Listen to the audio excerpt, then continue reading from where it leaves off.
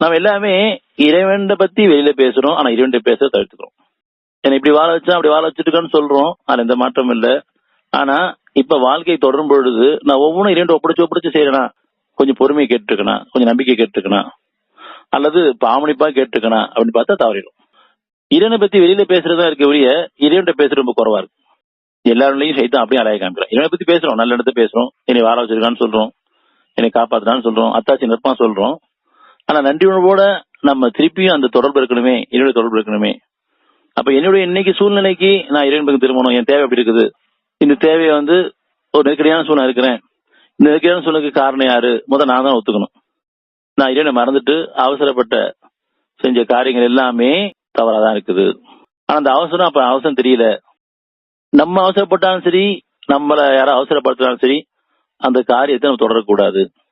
இது நம்ம விளங்கிக்கணும். பொதுவாகவே நம்ம என்ன பண்றோம், அவசரப்படுத்தினாங்கன்னு சொன்னா நம்மளும் சேர்ந்து அதோட இணைஞ்சிடும். அதை நம்ம அவசரப்படும் போது நம்ம அவசரப்படியும் வந்துடுறாங்க. ஒரு நெருக்கடியான சூழ்நிலை ஏற்பட்டுருது. இப்ப நான் வெளியே போயிடுறேன். இது தேவைக்கு ஏதாவது எனக்கு பணம் பத்தாமல் வெளியே போயிடுறேன். தெளிவா தெரியும் அவசரம் சைத்தானுடையது எல்லாருக்கும் தெரியும்.